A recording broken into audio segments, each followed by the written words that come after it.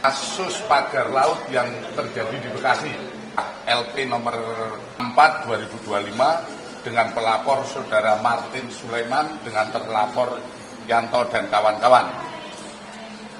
Dari hasil gelar perkara yang dihadiri oleh penyidik, baik kemudian dari wasidik, kemudian dari penyidik madya, kita sepakat menetapkan 9 orang tersangka, di mana 9 orang tersangka tersebut yang pertama adalah MS, di mana yang bersangkutan adalah ex Kades Segara Jaya satu dalam proses PTSL.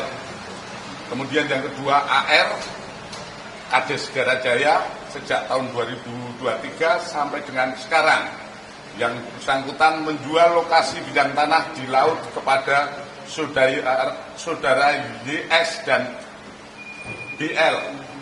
Kemudian yang ketiga adalah JM. Yang keempat, saudara Y, staf Segara Jaya. Yang kelima, S, yaitu sebagai staf Segara Jaya, Kecamatan Rumah. Keenam, AP, PTSL.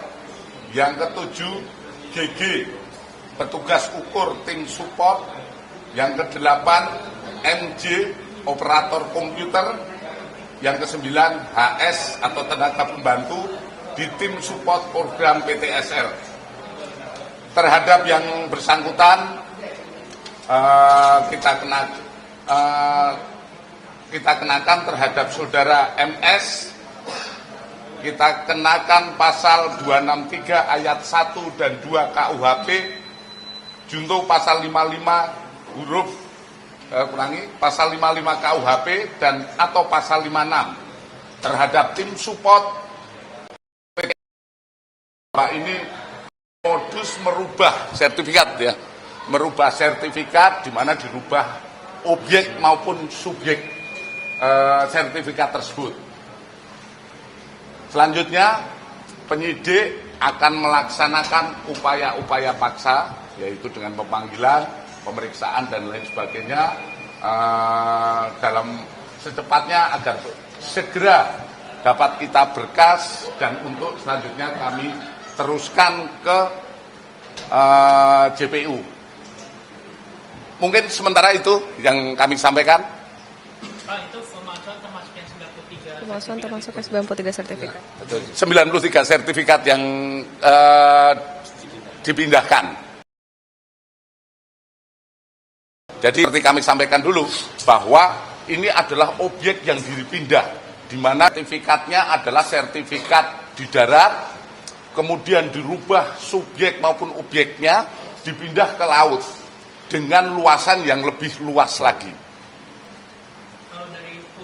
Kalau dari keuntungannya sudah ada dari para tersangka.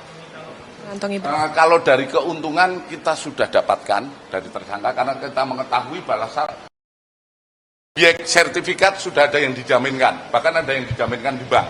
Dan ini masih proses-proses penyidikan kita lebih lanjut. Mungkin perkiraannya berapa itu, Pak? Tadi kan sudah disebutkan ada yang dijual tuh sebenarnya. Sampai sekarang. Nah, ini terus kami akan juga melaksanakan pemeriksaan kepada bank dan lain sebagainya. 9 orang itu.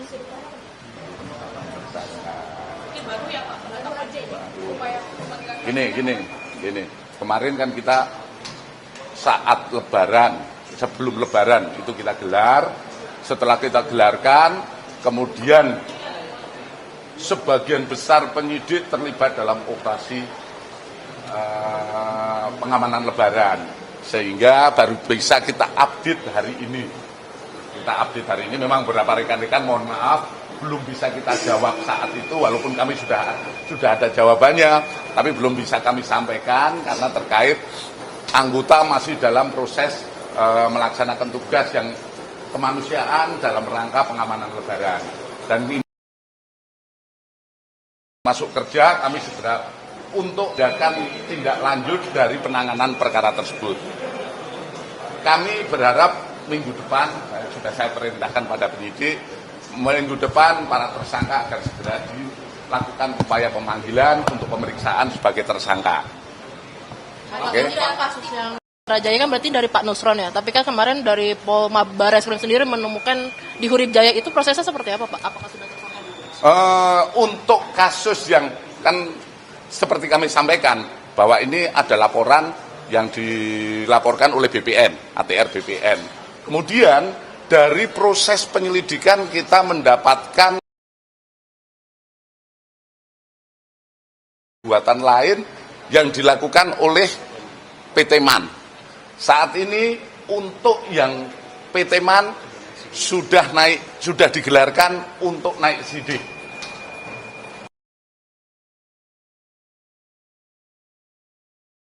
Akan segera kita lakukan pemeriksaan kepada yang berkaitan dengan PT MAN untuk selanjutnya apakah itu untuk dinaikkan status lebih lanjut kita lihat nanti ya.